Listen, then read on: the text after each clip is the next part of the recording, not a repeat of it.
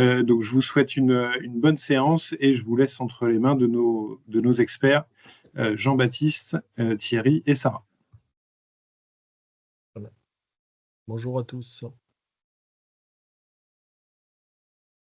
C'est bon? Ouais, On vas-y, attaque, Thierry. JB? Ouais. Donc, on va démarrer par un petit point azote, contexte météo et azote, et puis ensuite maladie. Donc, je vais Ah oui, attaquer. j'ai oublié. Donc, Thierry il va dérouler. J'interviendrai pendant sa présentation également, ainsi que Sarah. Si vous avez des questions, bah, vous pouvez prendre la parole ou alors vous pouvez la poser dans le chat sur le côté et moi, je me ferai porte-parole de la question. N'hésitez pas. L'important, c'est de bien comprendre parce que l'enjeu, il est important, hein. On voit aujourd'hui le contexte maladie, le contexte azote. On est encore une fois sur une année un peu particulière. Et puis, on voit que les tensions géopolitiques et le marché mondial, il est perturbé. On n'a aucune idée de ce que le marché mondial nous demandera, mais par contre, on sait que si on fait de la qualité, on a plus de chances d'accéder sur tous les marchés que si on n'en fait pas. Voilà. Vas-y, Thierry. Et Très puis, bien. s'il y a des questions, je te couperai. Ouais, il faut surtout pas hésiter, hein, parce que surtout en live comme ça, faut en profiter. Des fois, on utilise un peu du jargon entre nous, mais pas hésiter. Donc, effectivement, je démarre par les synthèses des conseils Farmstar QL, là, comme on appelle ça, avec un petit point météo. Donc, effectivement, du sec dans le nord, là, mais qu'est-ce qui se passe? La France est complètement inversée encore une fois, avec quasiment pas de pluie depuis fin février. Un petit zoom sur la période là à droite, 25 mars, 3 mai encore, où il y a quelques petites nuances sur l'ensemble des Hauts-de-France, et sur le Nord-Pas-de-Calais, entre guillemets, c'est même encore un peu plus sec, et notamment tout ce qui est Flandre, où là, il y a quasiment rien depuis un petit bout de temps.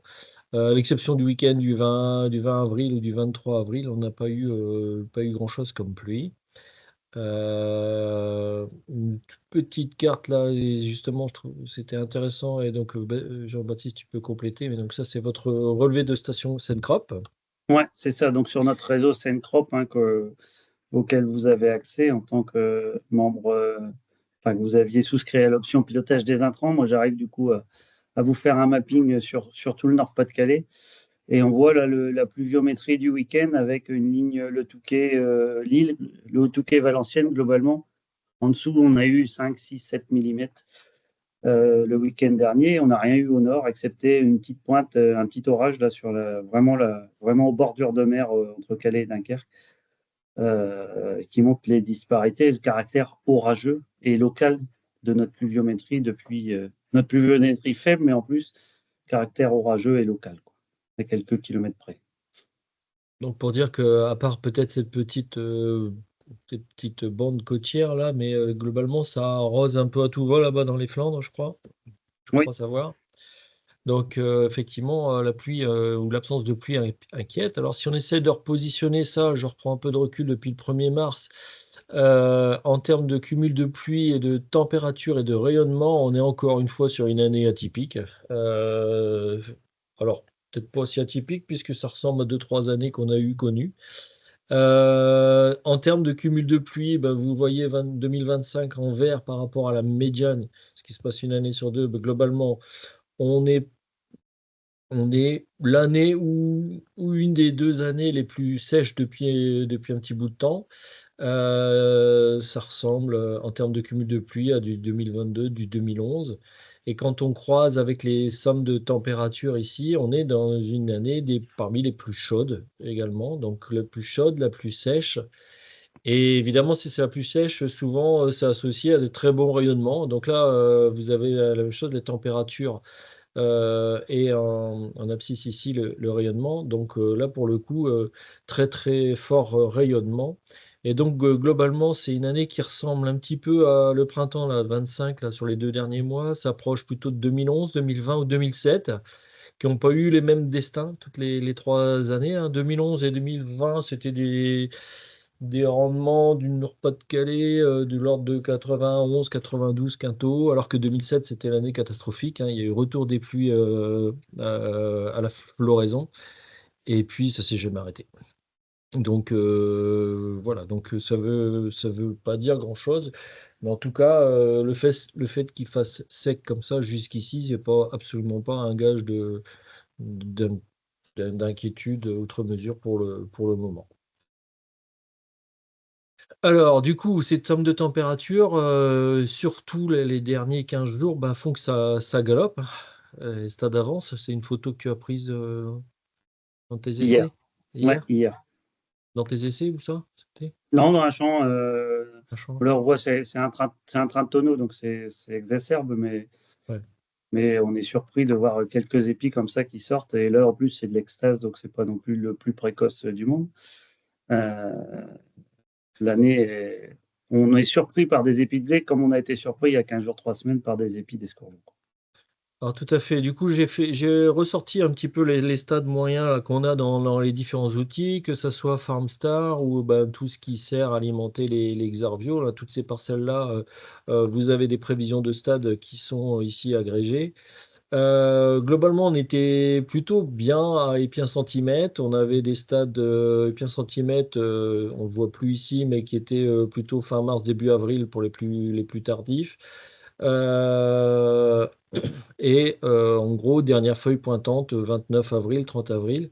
Sauf que là, 29 avril, 3 mai et Piézon, là, c'est en train de. Ça a pris un petit coup d'accélérateur. Alors, je ne sais pas ce que vous en pensez, mais là, en ce moment, on est en train de se dire qu'on va peut-être devoir donner un petit coup de tournevis tellement ça a été vite, puisqu'on a des parcelles là qui effectivement sont à gonflement sans problème. Et je vois mal une épiaison, même pour les trucs les plus précoces, au 18 mai, on sera plutôt épiaison sur certaines parcelles, je pense, autour du 13-14 mai. Donc voilà, donc normalement, ici, on a un petit coup d'accélérateur encore par rapport à ce que le modèle dit. Et finalement, ça ressemble un petit peu à ce qu'on a connu sur les orges cette année. Donc les orges d'hiver, globalement, elles ont pratiquement sauté une feuille. On est passé rapidement de 2 nœuds à sortie de barbe, donc très très vite. Et donc ça s'est accéléré très fort. On a dû faire une petite correction sur les stades. Et les blés a étardé entre le deux nœuds et dernière feuille pointante, ça a mis un peu de temps. Par contre, c'est juste après la dernière feuille, là, enfin, ou à l'approche de la dernière feuille, que ça a littéralement explosé. Donc, comme si les blés avaient fait un petit peu la même chose que les orges d'hiver, mais en décalé. Donc, ce phénomène-là, on le voit surtout effectivement les années où il fait sec, un peu les années stressantes, avec du très très bon rayonnement. Donc, les plantes n'ont pas besoin de monter très haut pour aller chercher la lumière. Et du coup, ben, elles accélèrent souvent assez vite leur physiologie, leur phénologie. Et donc, on a des sorties de stade qui peuvent s'accélérer comme ça. Donc, c'est vraiment une année, on a déjà un petit peu connu ça. J'ai remis ici les sorties de BSV, c'est pas inintéressant, là, des différentes années. Vous vous souvenez que je vous ai cité 2020. Vous avez en gros les différentes semaines, les dates. En 2020, on avait les stades épien centimètres qui étaient un petit peu plus précoces que cette année, puisque cette année, on était plutôt centré sur fin mars, début avril. Par contre, on a eu une accélération très forte, un peu comme on a eu en 2020. Là, en 2020, on est passé rapidement de DFP à DFE et Piézon, là, au 12 mai et Piézon. Et cette année, j'ai mis point d'interrogation parce que on attend les derniers retours BSV.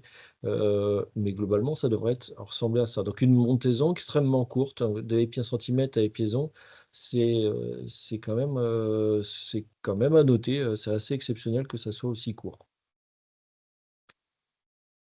Pour nos amis éleveurs, ça aura quoi comme conséquence? Ah ben, vous le voyez tous, hein, des blés extrêmement courts, hein, des blés qui arrivaient encore cette semaine au niveau du genou. Effectivement, un manque de paille évident, hein, des biomasses qui sont beaucoup plus faibles que d'habitude. Et du coup, ça se voit fort au niveau azote, parce que dès qu'on fait un apport d'azote alors qu'on a des biomasses aussi faibles, bah forcément, le ratio azote, biomasse azote, forcément, on voit des blés qui reverdissent très très vite à la moindre petite pluie et voire même qui deviennent bleus très très rapidement quand on a des faibles biomasses comme ça. Voilà, du coup, on se posait même un certain nombre de questions là, parce que ça va assez vite et notamment, au stade méiose, qui était initialement prévu, qui devait coïncider avec les Saintes glaces. Alors je sais pas vous, moi hier j'ai gratté mon pare-brise, pas ce matin, mais avec quelques blés qui sont en avance comme ça, donc le méillage, je voulais juste rappeler ce que c'était, hein. C'est comme le sommet de l'épi atteint la ligule de l'avant-dernière feuille là, donc la dernière feuille étant sortie, donc ça correspond généralement à la dernière feuille ligulée. C'est un stade normalement extrêmement sensible aux faibles températures. Donc historiquement, on disait 4 degrés. Les derniers travaux parlent plutôt de quelques degrés au-dessus de zéro. Donc c'est moins grave qu'avant. Mais normalement, ce risque-là de gel à la méiose intervient surtout lorsqu'on a des très faibles rayonnements. Ce qui n'est pas le cas cette année. Donc, même si on a eu des petites alertes au niveau température, je pense que globalement, on devrait pouvoir échapper à ce risque-là. Ça joue à une journée près, hein, dans les champs. Dans une parcelle donnée, ça joue à une journée près. Et on devrait pouvoir y échapper. Voilà sur la physiologie, donc accélération très forte des stades, donc forcément qui vient contrarier un petit peu toutes nos stratégies de fertilisation, mais aussi maladie, hein. Donc, on se pose pas mal de questions sur est-ce qu'il faut solder ou est-ce qu'on a encore un petit peu de temps. Donc, c'est tout l'enjeu des conseils qui viennent de vous arriver. Donc, vous avez reçu normalement environ un tiers des conseils, les parcelles les plus avancées. C'est toujours à peu près ce qu'on fait, on livre en 2 fois. Le reste devrait vous être livré cette semaine. Je reprends toujours ça parce que ça, c'est la courbe théorique, d'absorption, et notamment, je voudrais vous alerter sur j'ai rajouté un peu les CAU là. Les CAU, c'est le coefficient apparent d'utilisation, donc l'efficacité des apports d'azote qu'on a l'habitude de voir. En règle générale, donc les premiers rapports, on dit tout le temps qu'ils ont l'apport à talage a toujours un CAU de l'ordre de 50-60%. 50-60% de ce que vous mettez est réellement absorbé. Ça monte à épi un centimètre pour finir sur des très très bons CAU à dernière feuille généralement. Et que bah, du coup, pour essayer de maximiser l'absorption et faire en sorte qu'on ait un maximum ici d'azote absorbé, souvent par rapport à tous les risques qu'on peut avoir de sec, d'excès d'humidité, tout ce que vous voulez, hein, souvent on essaie de faire plutôt surtout si on a des grosses doses d'azote à apporter, plus de 200, on essaie de fractionner un peu plus et d'être dans des stratégies plutôt type 4 apports. Donc, peut avoir une influence en fait sur les différents conseils que vous avez reçus aujourd'hui et sur la façon de les interpréter aussi. Alors, ce qui, moi, m'intéressait très fortement cette année, c'était d'essayer de regarder si les absorptions des blés cette année étaient plutôt correctes, jugées correctes ou plutôt ou pas, là, compte tenu du sec qu'on avait eu, est-ce que globalement c'est suffisant? Et donc, quand je vous montre le graphique juste avant, là, qui est une courbe moyenne, en fait, j'ai refait ici avec l'ensemble des points Hauts-de-France qu'on a dans la région depuis un paquet d'années. Et en fait, on s'aperçoit que ces trajectoires d'azote absorbé, la quantité d'azote absorbé globale que peut absorber la plante est souvent corrélée aussi au rendement à la fin.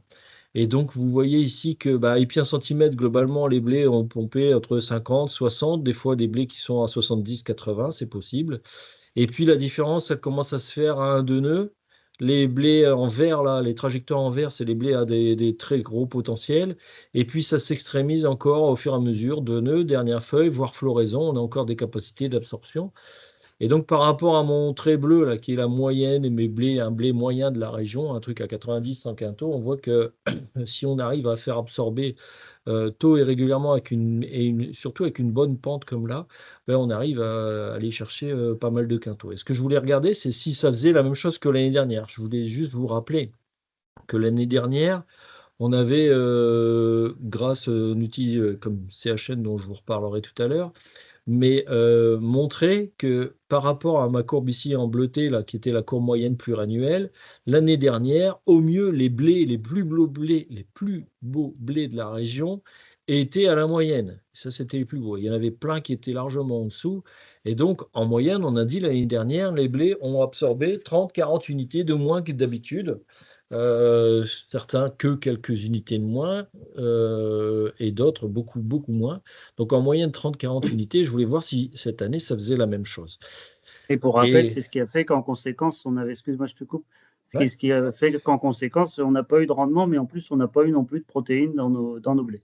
c'est ça, il n'y a pas eu, en fait, l'azote global absorbé, après va se dispatcher en deux choses, le rendement et la protéine.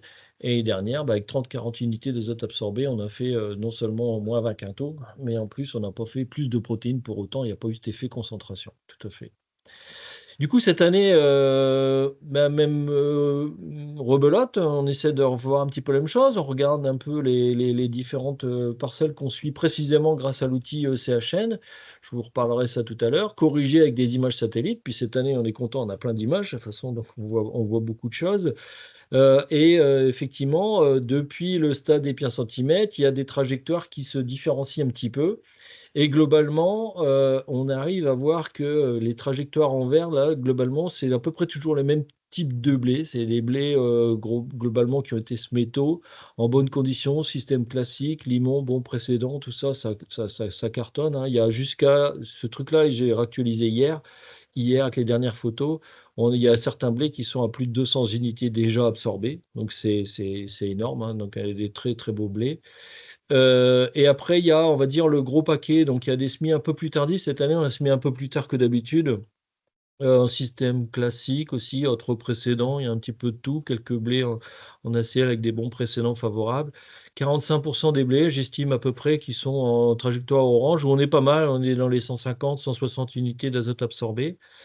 Et puis, il y a des choses effectivement qui sont beaucoup moins jolies, hein. Il y a des blés qui sont très moches. Alors, souvent, dans nos essais, c'est des blés en ACS, précédents colza et maïs avec beaucoup de résidus, mais on a aussi des parcelles souffrantes, des parcelles où il y a eu des excès d'eau, des problèmes de peuplement, peut-être des dégâts de limaces, enfin, il y a un petit peu de choses. Je ne sais pas estimer vraiment la part de blé qui vont pas bien, mais je pense c'est entre 5 et 10%, où là, on a des absorptions qui sont beaucoup plus faibles. On a des trucs catastrophiques, hein, moi, j'ai quelques blés qui sont à 50 unités seulement d'azote absorbé la semaine dernière, à des trucs qui sont aux alentours d'une centaine. Donc, voilà, globalement, cette année, si je voulais résumer, je dirais qu'il y a 20 plus 45, il y a au moins 45, 65%, là, les deux tiers des blés qui vont plutôt bien. Effectivement, ils sont courts, mais en termes d'azote absorbé et de cinétique, et surtout la pente ici, on est bien mieux que l'année dernière. Donc, c'est plutôt intéressant. Et donc, ça sera à corréler après. Est-ce que finalement, je suis le conseil ou pas? Parce que parfois, on reçoit des conseils faibles, des fois des conseils élevés. Est-ce qu'on a intérêt de les suivre? Donc, c'est pour ça que ça sera important de croiser toutes ces informations-là. Alors, juste rappeler 2 secondes sur le conseil, FarmStar. Le conseil, la méthode qui est utilisée dedans, c'est la méthode QN, comme quantité d'azote absorbé. C'est basé sur plusieurs choses, et c'est pour ça que parfois on est un petit peu surpris des différents conseils. C'est qu'on prend bien en compte la biomasse d'un côté, la teneur en chlorophylle et donc la teneur en azote et donc d'un autre côté. Biomasse et teneur en azote vous permettent d'avoir un azote absorbé, donc prise au moment de la photo. Et surtout, ce qu'on fait, c'est qu'on va se déterminer un objectif de ce que la plante est encore capable d'absorber. Et donc ça dépend de votre type de sol, ça dépend de l'état de la parcelle, de l'homogénéité de la parcelle. Ça dépend aussi de est-ce qu'on est proche ou pas du stade floraison, est-ce qu'on a encore le temps d'absorber ou pas. Et donc tout ça compilé, ben, sur chaque parcelle, on va se fixer un objectif de ce que la plante est encore capable d'absorber. Et la différence entre ce qu'elle peut encore absorber ce qu'elle a déjà absorbé, moins les fournitures d'azote du sol, va vous donner le conseil. Et donc, ça veut dire qu'on peut tout avoir aujourd'hui comme conseil. Je le dis, je le répète tous les ans, mais c'est extrêmement important. Vous pouvez très bien avoir des blés qui sont bleus aujourd'hui, donc vous dites ils sont beaux et tout, etc., puis avoir des conseils élevés, parce qu'on pense qu'ils ont encore largement la capacité d'absorber et qu'on est encore sur un super potentiel. Et donc, ils pourront encore absorber beaucoup d'azote. À l'inverse, vraiment l'extrême opposé, des blés qui sont moches et tout, qui arrivent pas à décoller, qui sont à 50, 60 d'azote absorbé, ben là, clairement, on va pas les pousser, ceux-là, parce qu'on sait qu'ils de toute façon vont pas réussir à absorber. Et puis, ben, vous avez tous les croisements, tous les trucs intermédiaires, tous les cas de figure sont possibles. Je voulais juste rappeler, tout à l'heure, j'en pensais à ça. Regardez, quand on est à dernière feuille, un blé en moyenne dans la région, il a à pomper 160. Les plus beaux blés sont à 180-200. Mais d'ici la fin, d'ici floraison, d'ici le remplissage, en gros, ces blés-là, ils pourront encore, on est à 100, voilà, entre 160 et 180. D'ici la fin, ils pourront monter à 200, entre 240 et presque 280. Il y a encore, allez, on vient de passer, passer une bonne moitié du chemin, mais il y a encore il y a encore une grande partie du chemin à faire. Donc c'est pas le moment de mollir, surtout si on pense que le potentiel est encore accessible. Donc c'est pour ça qu'en fait, effectivement, la répartition des conseils et de l'azote a évolué ces dernières années. C'est qu'on est encore capable d'absorber des quantités assez importantes d'azote jusqu'à la fin de cycle. Du coup, vous avez reçu une livraison en 2 ou 3 étapes. Je pense que cette année, ça va être en 2 étapes tellement ça s'accélère. Donc, vous avez reçu la semaine dernière des conseils avec des images très fraîches, puisque c'était des photos du 26-27 avril quasiment pour tout le monde. Livré le 29 ou le 30, je ne sais plus. Donc sur l'ensemble de ces zones-là, etc. Donc vous pourrez, si vous avez plusieurs parcelles, vous allez recevoir un bulletin comme ça avec parfois azote non limitant. Donc il y avait quelques parcelles qui étaient à 0. Et donc quand c'est à 0 et qu'on sait qu'on va y repasser, donc on les bloque et on les livrera après. De toute façon, ça ne vous sert à rien d'avoir un 0 tout de suite si c'est pour en remettre, si on sait qu'on peut peut-être en remettre une semaine après. Généralement, ça change pas grand-chose, mais bon, de toute façon, c'est fait. Et puis sinon, c'est le stade en fait qui gouverne la livraison du conseil ou pas. Et donc, il y a un certain nombre de parcelles qui étaient en stade non atteint, donc que vous n'avez pas reçu. Alors, j'ai pris au hasard un technicien du NEAL que je connais, donc là, pour pas citer Anaïs Pessel. J'ai pris au hasard un agri qu'elle avait. J'ai regardé un peu la tête des conseils, voir un peu ce que ça vous donne pour vous expliquer. Et en gros, on retrouve exactement ce que je vais vous raconter par la suite. Donc là, il y avait cet agriculteur-là à trois parcelles. La première, on le voit ici, globalement, c'est un blé de maïs semé tardivement. Celebrity, mais semé le 15 novembre, maïs grain. Donc celui-là, pas absorbé énorme. Donc photo récente aussi. Mais le potentiel peut encore être atteint. Du coup, ce type de blé-là, bah, c'est vrai que du coup, ça lui fait on lui va faire mettre une 70 unités.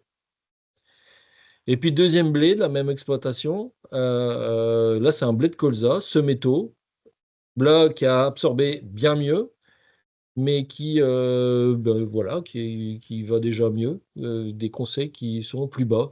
Donc potentiellement, même sur la même exploitation, on peut avoir des choses très diverses et qui ben, prennent en compte vraiment tout ce qui s'est passé. Et si vous regardez, si vous n'avez pas eu le temps, je reviens 2-3 diapos avant, hein, sur mes différentes courbes ici. Là, en gros, c'était tous les bons précédents, tout ça, ça se passait plutôt bien. Et puis dès qu'on était sur des semi-tardifs, système classique précédent, betterave, maïs en silage, on a des absorptions qui étaient plus faibles, des stades épi 1 centimètre forcément décalés aussi un petit peu. Et donc, bah, globalement, encore un peu de chemin. Et puis si on considère que le potentiel ici est encore bon, là, sur les courbes en bleu, là, bah, potentiellement, ça fait, si on veut monter aussi haut, ça fait un peu plus d'azote à remettre. Donc plutôt assez cohérent entre ce qu'on voit d'un côté et ce qu'on voit ce qu'on retrouve dans les conseils Farmstar, où tout ça finalement est intégré parcelle par parcelle, quoi. Tu veux compléter, t'hésites pas, hein, Ouais, il y a une mais- question sur le fractionnement, mais je pense que tu vas y revenir. Sur le fait de mettre des 40 unités, puis qu'il pleut pas, etc. Mais ça, je pense que tu y reviens après. Ouais, mais on peut répondre tout de suite, hein. Effectivement, c'est ce qu'on mettait dans cette courbe ici. L'idée, c'est de coller au plus près des besoins de la plante, là. Effectivement, plus on va avoir du sec et plus il est intéressant de biberonner. Il y a juste que, effectivement, donc mettre 40 unités, ça fait partie, c'est marrant parce que c'est une des modalités qu'on a dans notre essai azote, c'est on met 50 unités à chaque fois qu'on attend de la pluie. Alors cette année, on n'aura fait que 3 apports, mais c'est un peu ce type de stratégie qu'on teste également. Mettre uniquement de l'azote que quand il va y avoir de l'eau. Pourquoi pas, hein, ça permet de coller au plus près des besoins, sauf qu'effectivement, on a ce pic de croissance, là, cette absorption qui grimpe beaucoup à partir des pliens centimètres, en faisant un apport juste de 40 unités, pouvait avoir sous-estimé. La plante a pu avoir une carence supplémentaire par rapport à l'aspect juste météo. Donc, il ne faut pas louper ce stade des pieds centimètres. Sinon, après, tout le reste du cycle, faire à chaque fois des apports de 40 unités tous les 15 jours, pourquoi pas, quoi. Ça peut être une stratégie. Et après, c'est de se dire, on n'a pas eu beaucoup d'eau, mais je pense que tu as Ouais. répondu déjà en partie. On n'a pas eu beaucoup d'eau. Malgré tout, les blés il y a 15 jours, 3 semaines, ils étaient comme ça en visuel, hein, des rondes parcelles vertes, des rondes Ouais. parcelles jaunes, des rondes parcelles vraiment moches. Et les tout petits coups d'eau qu'on a eu, on a vraiment cette impression, soit que les azotes ont travaillé, soit que la minéralisation s'est enfin mise en route, soit les deux. Mais on a presque eu l'impression, à l'inverse, qu'il était devenu bleu foncé, quoi. Ouais, clairement, hein. Ouais, non, c'est vraiment assez impressionnant. Alors, je vais vous remontrer après, justement, la corrélation entre la façon dont l'azote a été absorbé à travers des quelques courbes CHN, je vais vous montrer ça après, et les apports qui ont été réalisés plus ou moins dans le sec, c'est assez parlant. Bon, sinon, globalement, la répartition des conseils cette année, je vous ai dit, en fait, on note tout cette année. En moyenne, on est à 63 unités là, sur les premières parcelles qui ont été livrées. Là, c'est à peu près un tiers des parcelles unéales qui ont été livrées. Donc 63 unités. C'est normalement, avec la plupart des blés qui ont un petit B, là, c'est 60 unités la mise en réserve. Donc normalement, ça doit être proche d'un retour au bilan. Donc, il y a quelques parcelles à 80, 90, là, voilà. Et bien, il y a des parcelles aussi à 30, et je vous ai dit, mais on ne les a pas livrées, c'est pour ça que du coup, c'est 0%. Mais il y avait des parcelles à 0. Donc, globalement, plutôt retour au bilan plus, donc qui traduit le fait que ben, tout l'azote qui a été apporté n'a pas forcément travaillé à fond, parce que il y a eu forcément de la volatilisation, hein, notamment pour tous ceux qui travaillaient en liquide. Et puis après, il ne faut jamais oublier que dans les 80-90, je pense qu'il y a un certain nombre d'agriculteurs qui ont mis de l'azote récemment, qui ont peut-être fait des stratégies 4 rapports et qui ont mis le troisième il y a une semaine ou deux. Et à la date de la photo, 27 avril, bah, tout cet azote-là n'a pas forcément encore eu le temps de jouer. Donc c'est comme d'habitude, il faut effectivement retrancher, j'y reviendrai après. Donc là, derrière ces conseils-là, il y a une réalité. Il y a des blés qui ont eu du mal un peu plus que d'autres, des semis tardifs, des choses comme ça, où ça a patiné un peu plus. Mais il y a aussi peut-être des faux 80, faux 90 avec une petite partie d'azote qu'il faudrait soustraire. Même si les photos ont été prises tardivement, mais ça peut arriver cette année. On est presque surpris positivement de la dose,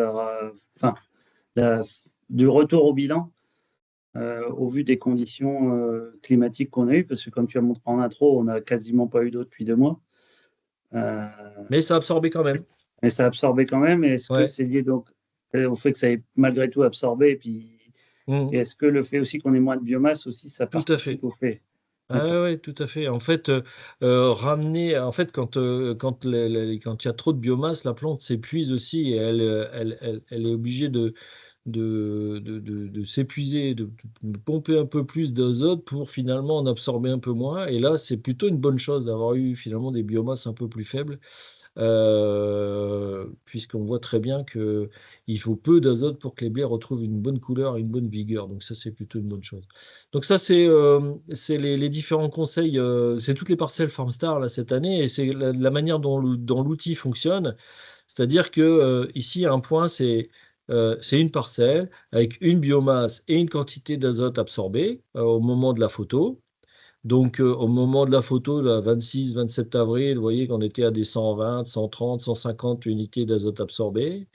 Et puis ici, les points en rouge, c'est nos objectifs, c'est ce qu'on va chercher à faire absorber à la plante pour obtenir, viser un INN, un indice de nutrition azotée de 0,9 à floraison. Et donc, effectivement, les points les plus faibles, les parcelles un peu dégueu, qui avaient du mal et qui n'ont rien réussi à absorber, ben, on va pas les amener très, très haut jusqu'au bout. Donc, souvent, c'est des points qui sont ici. À l'inverse, il y a des belles parcelles sur lesquelles on va pouvoir tirer un peu plus.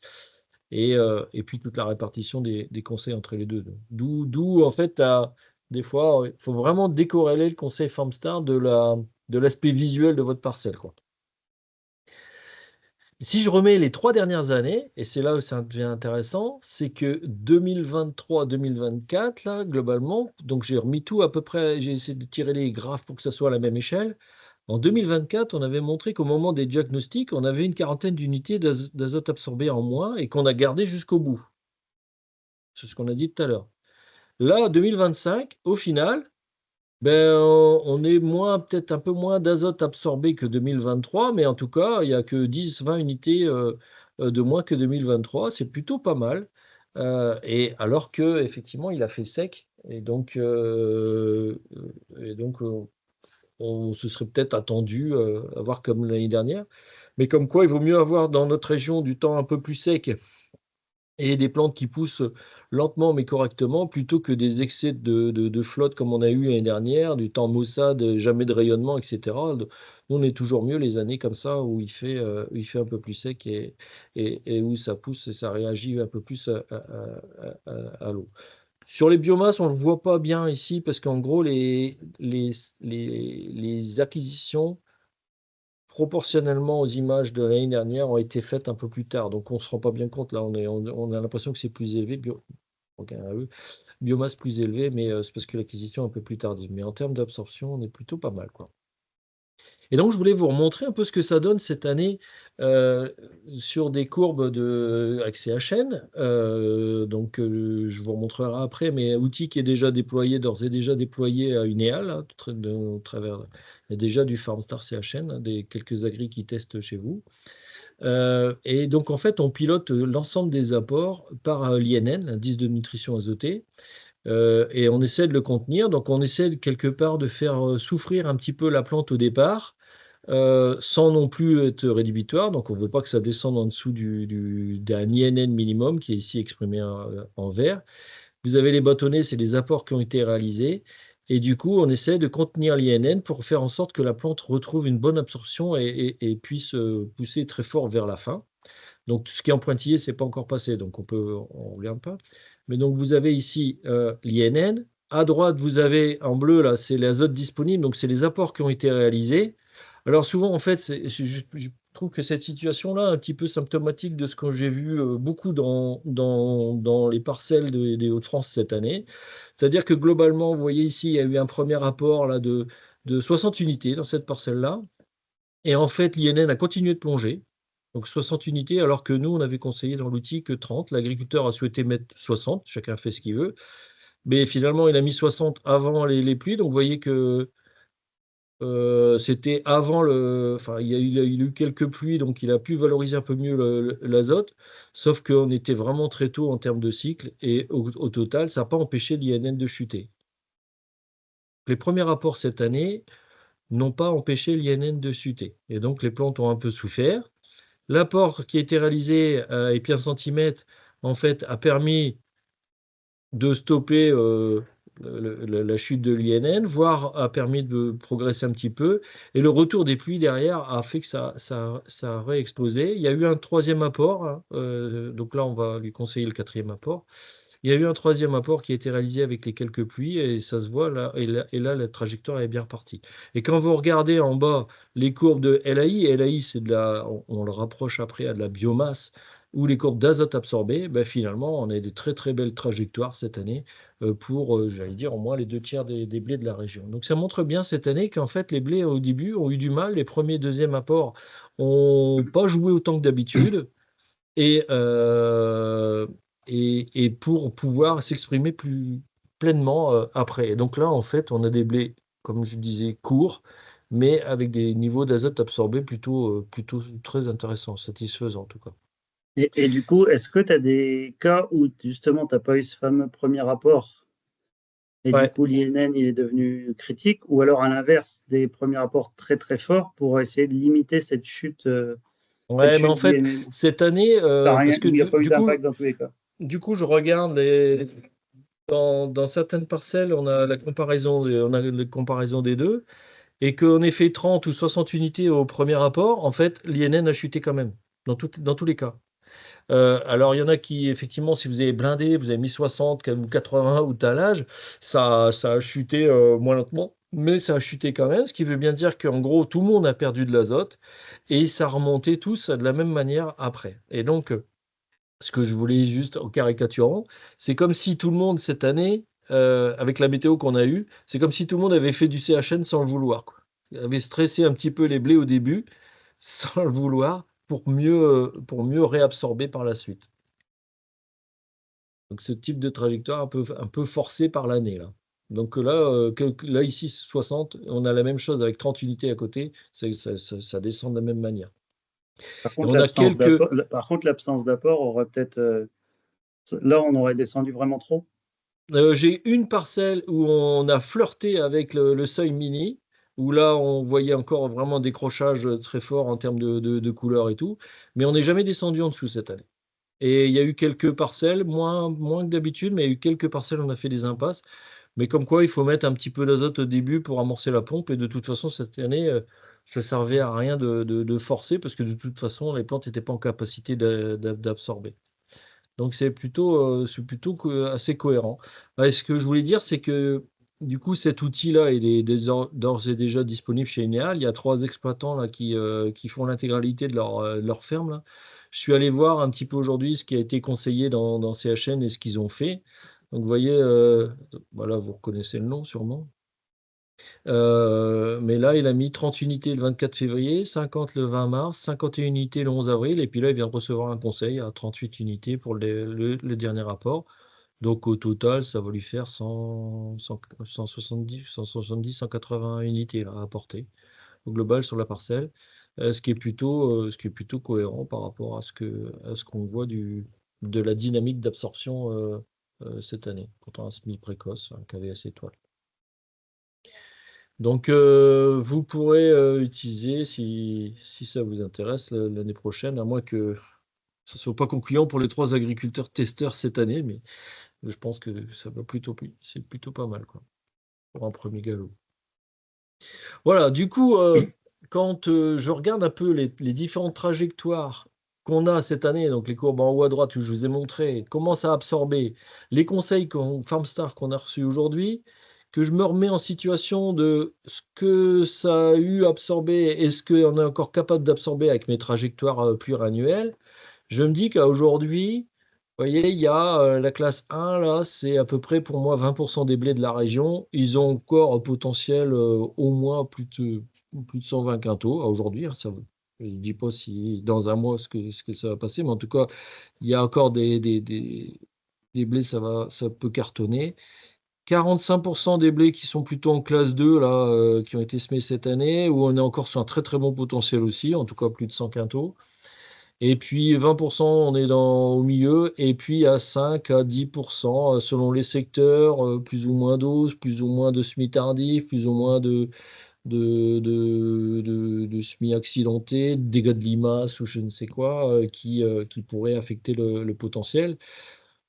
J'ai envie de retenir qu'il y a au moins les 2 tiers des blés à aujourd'hui qui ont un potentiel plus que satisfaisant et donc sur lesquels j'aurais envie de suivre le conseil, quoi. Donc à aujourd'hui, tout l'important, c'est est-ce qu'on fait un bon diagnostic et si on reçoit un diagnostic et qu'on considère que le potentiel est encore là, ben, on a tout intérêt à le suivre.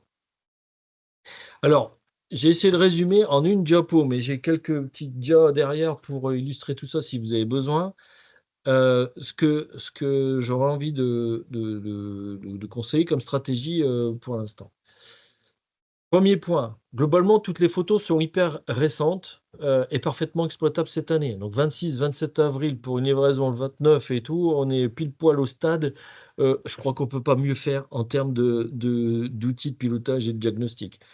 faut juste vérifier une chose, comme d'habitude. Est-ce que vous avez fait un apport juste avant ou dans les 15 jours qui ont précédé la photo? Maintenant, vous avez la date de la photo sur votre conseil, donc utilisez-le.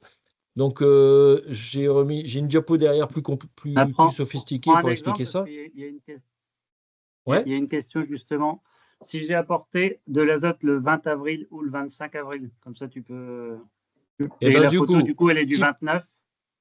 typique, ben 29, tu vois, on doit être là, on doit être entre 5 et 10 jours. Ouais. Ben, je retire la moitié parce qu'il y a déjà une bonne partie avec le potentiel qu'on a vu ces derniers jours et une bonne partie d'azote qui a soit déjà été absorbé, soit qui peut encore l'être sans problème.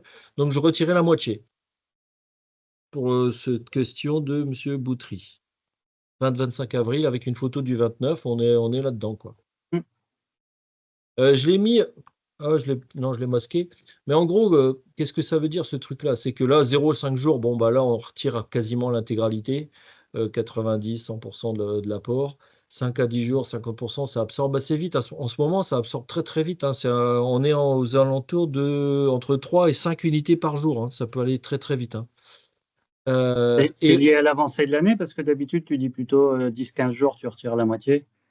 Non, ce tableau-là, c'est le même tableau que d'habitude, hein. D'accord. Ça, c'est exactement le même tableau qu'on diffuse depuis quelques années, qui était issu d'une expertise qu'on avait fait sur les différents apports. Et il y a guère au-delà de 15 jours. Au-delà de 15 jours, soit l'azote a déjà été en partie absorbé, soit il reste quelques unités, mais on ne les compte pas.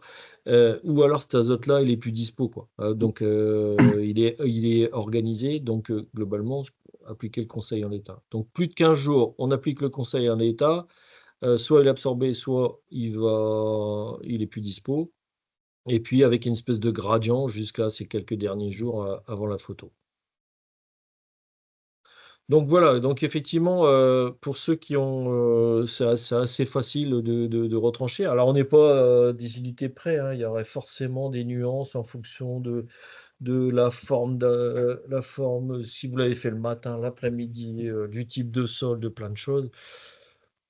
On n'en est pas à ce niveau d'expertise. Donc ça, c'est le premier point. Globalement, c'est plutôt pas mal. Donc le conseil, juste vérifier que on n'en a pas fait un autre juste avant. Souvent, pourquoi j'ai un conseil élevé? Bah, quand je regarde un peu les dynamiques cette année, regardez quand est-ce que vous avez fait votre premier et deuxième apport. Thalès, j'ai pris 1 centimètre. Il y a souvent, comme je montrais, alors je vais peut-être revenir pour que ça soit plus clair, mais quand je vois ici, le premier apport, soit vous l'avez fait très tôt, et donc les bâtonnets rouges là, c'est qu'il n'y a pas eu 15 mm dans les 15 jours qui ont suivi. Donc souvent, le premier apport il était réalisé ou dans le sec ou juste avant une période de sec, et le deuxième, avec 1 centimètre, il était souvent réalisé dans le sec, dans la région, hein. Donc, c'est pour ça qu'on a ce type de trajectoire. Donc, si vous avez fait effectivement le premier, deuxième apport dans le sec, et qu'en plus vous l'avez fait en solution 39, il y a de grandes chances que vous ayez perdu une partie de cet azote par volatilisation, par organisation, parce que la plante n'était pas en mesure de l'absorber. Et donc, ça peut souvent expliquer pourquoi on se retrouve avec des conseils un peu plus élevés. Mais je vois en tendance plus de conseils plus élevés quand on est en liquide que quand on était en amont. Souvent dans la région, les gens font les deux. Enfin, ils commencent souvent en liquide et puis ils terminent en amont. Cette année, ça aurait pas été bête de démarrer en amont pour remettre de liquide après, mais bon, je sais pas. Enfin, là, il pleut pas, il pleut toujours pas. Et puis ensuite, ben, vous avez vu en fonction de la date de semis du précédent, du On a stock toujours les d'azote. 3 à 5 quintaux de moins en solution azotée par rapport à l'ammonitrate ou le Nexen ou le Nélix. Et cette année, ça peut peut-être être plus, hein. Je sais pas si tu l'as remis dans tes essais Ouais, azote, j'ai là, mis toujours. Ouais. ben, ça peut peut-être être plus, hein, parce que là, franchement, la météo cette année, elle va avoir L'an des dernier, forces. c'était presque l'exception. On a eu que 2 quintaux d'écart entre notre Solaz et notre Amo, Ouais. ou notre Nexen Nélix. Et comme quoi, c'est bien d'avoir les deux. Donc voilà, globalement, souvent j'ai un conseil élevé parce que ou j'ai fait des apports avant dans le sec et ils n'ont pas forcément été bien absorbés, ça s'est pas bien passé, ou c'est ce que j'ai dit, en fonction de date de semis précédent, un blé de maïs métard et tout, il a peut-être eu un peu de mal. S'il y avait en plus, c'est un blé de maïs grain plutôt qu'un blé de maïs en silage, il y a un peu plus de résidus, il faut le dégrader, tout ça, il y a besoin de et l'absorption a pu être peinée. Souvent, ça a pu être des conseils un peu plus élevés. Est-ce que je dois suivre le conseil du coup cette année? Bah, normalement, Farmstar, je vous dis, il tient compte du potentiel probable de la parcelle et donc de la quantité que la parcelle est encore capable d'absorber. Donc normalement, c'est fait. Si vous avez vous-même des éléments qui vous disent, ouais, mais depuis machin, j'ai eu des dégâts de limaces, le truc l'a pas vu, je sais pas quoi, ou où les vulpins sont passés à travers et là, j'ai plus de vulpins que de blé. Bon, ok, vous pouvez éventuellement baisser le conseil et baisser le potentiel et donc baisser le conseil. Mais globalement, je pense qu'il y a pas lieu. Dans tous les Le cas cas, des parcelles sales, où aujourd'hui, malheureusement, on est en train de se rendre compte que il y en pour a les qui passent vulpins et les au-dessus. épis, bon, c'est pas encore trop dramatique. Mais on a quand même quelques parcelles où on a des raies gras qui arrivent où malheureusement on a quelques déboires et mauvaises surprises. Dans quelle mesure ça a un impact sur la photo? Est-ce que le Farmstar voit une différence entre du blé et du raie gras? Et est-ce qu'à ce moment-là, il ne faut pas lever le pied ou au contraire en mettre plus? C'est pour ça que j'ai cité ça, parce que effectivement, lui, faut être honnête, hein, le satellite, il voit pas la différence, hein. D'accord. Il voit pas la différence. Lui, il arrive à. En fait, on fait une surface de couverture, là, ce que je disais, le LAI. Il fait une surface de couverture et c'est parce qu'on lui dit que c'est du blé qui est à ce stade-là, hein, donc c'est la photo plus le modèle qui est avec. On lui dit normalement c'est du blé, il est à ce stade-là, donc forcément, bah, ça fait autant de couverture, ça veut dire autant de biomasse. S'il n'y a pas que du blé dans la parcelle et qu'il y a du raie gras ou du vulpin, bah forcément, ça fausse un peu le concept. Donc, ouais, ça c'est, faut être honnête. Euh, Ce que je voulais surtout rajouter, c'est que pour moi, à aujourd'hui, attention, la pluie ou plutôt l'absence de pluie, c'est pas un critère suffisant pour dire je mets pas l'azote. Et parce que du coup, c'est tous les travaux sur le CAU. Je ne sais pas si vous avez suivi ça de près ces 2 dernières années, mais on a relancé beaucoup d'essais pour essayer de quantifier en fait la part qui est réellement absorbée. Parce que de plus en plus, on a besoin de savoir si quand on met une unité, ça va être une unité qui peut être absorbée ou qui peut être perdue pour diverses raisons. Ce qu'on est sûr, c'est que quand on arrive, je vais remettre peut-être juste ça. Ouais, là, ici. Les critères d'efficacité d'un apport d'engrais, il y a plusieurs choses qui jouent. D'abord, la vitesse de croissance est extrêmement importante, notamment sur les premiers stades. Et c'est pour ça que cette année, malgré le sec, la vitesse de croissance nous a permis quand même d'avoir des absorptions qui sont pas du tout dégueu. Donc voilà. Et puis plus on va se rapprocher de la fin, effectivement, plus la pluie va être importante. Mais les tout derniers travaux qu'on a réussi à démontrer sur l'efficacité de l'azote, c'est là, si vous regardez en termes d'importance, somme des pluies 30 jours, somme des pluies à 15 jours, somme des pluies à 5 jours. Ce qui est plus important, c'est d'avoir de l'eau dans le mois qui suit.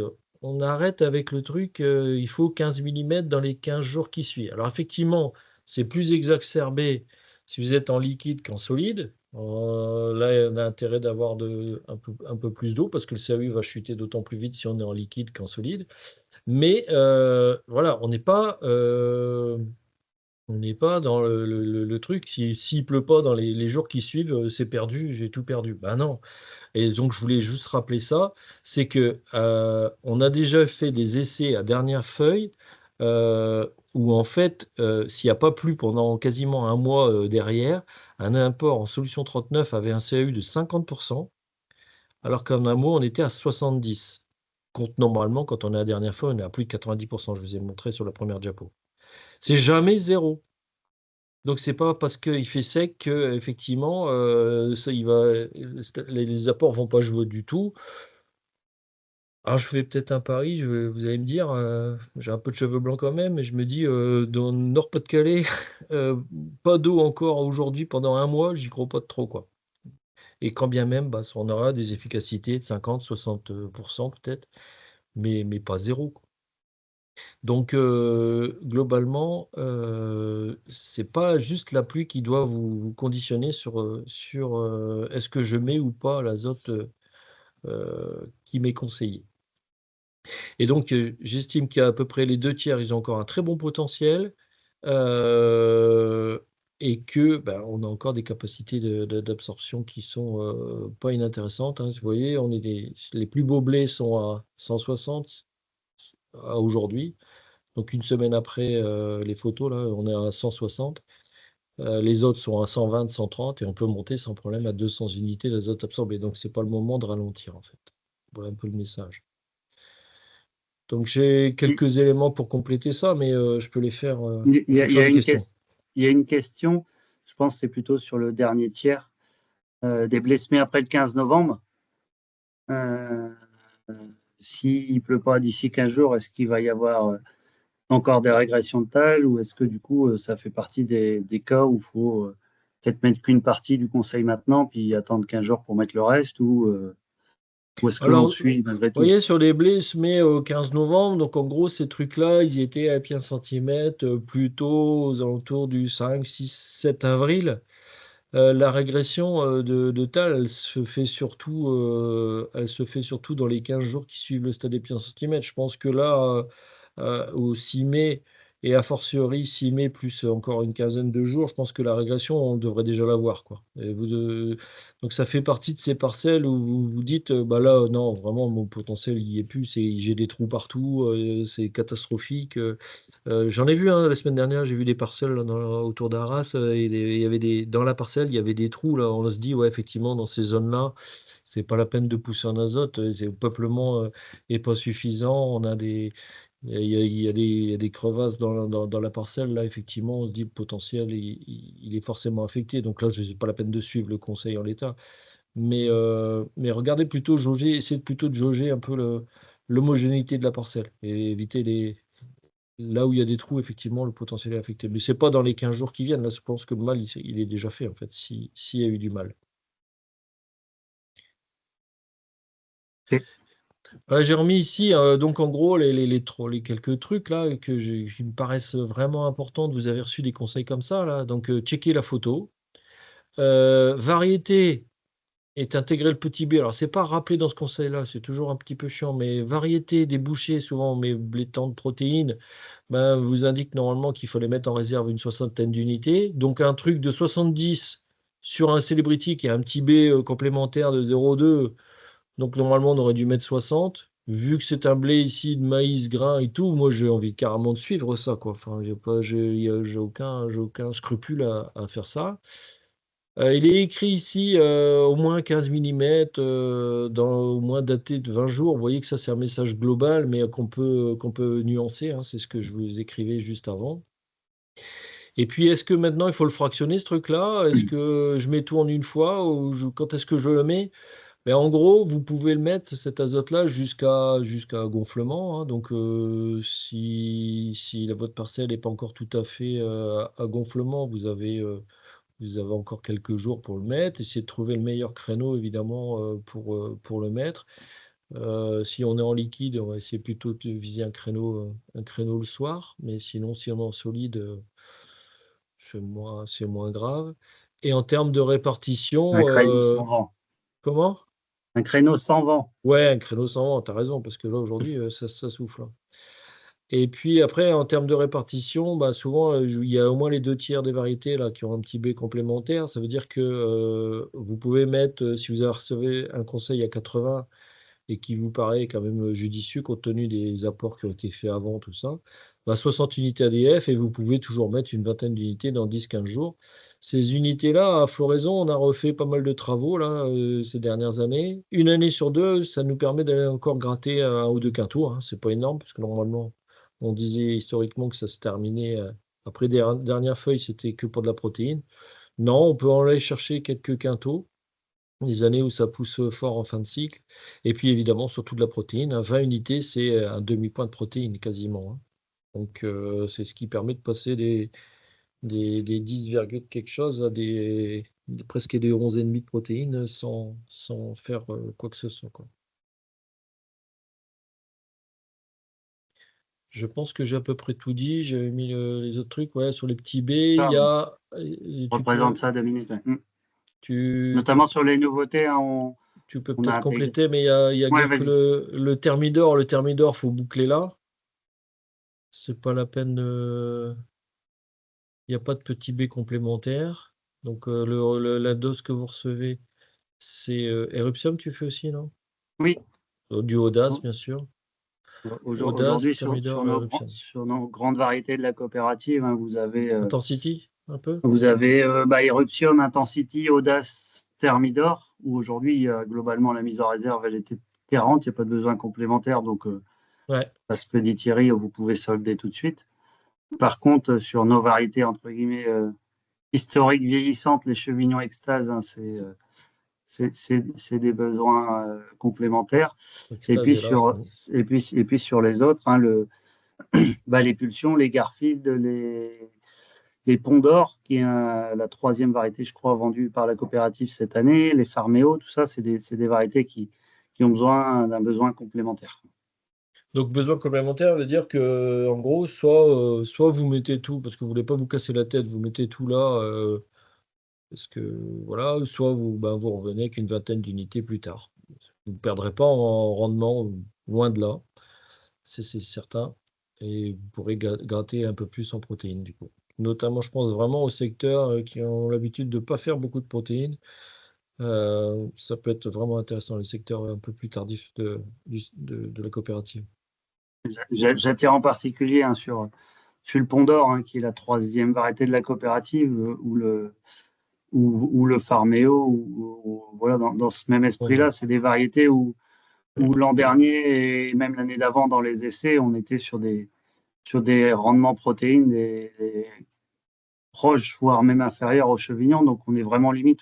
C'est vraiment des produits à accompagner fortement en fin de cycle, quoi. Ouais. Et ouais, je veux vraiment rappeler que ces 20 unités-là sont intégrées au calcul, hein. C'est des unités à mettre maintenant, quoi. Entre maintenant et floraison, quoi. Et plus on les met tard, et mieux c'est. Là, les mettre maintenant, 20 unités, les ajouter maintenant à dernière feuille, c'est 20 unités, c'est à peu près 0,3 points de protéines, 0,35 points de protéines. Et apporter à floraison, c'est plutôt 0,5 points de protéines.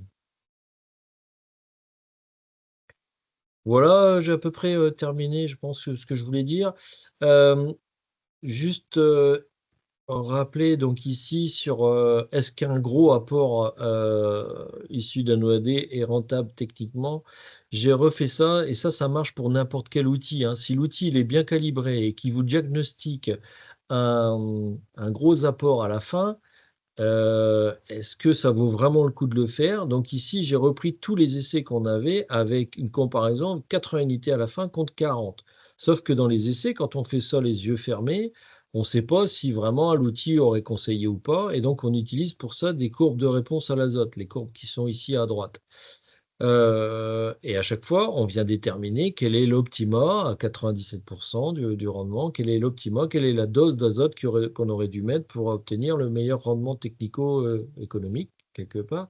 Donc, en blé, on ne vise pas 100%, on vise 97%.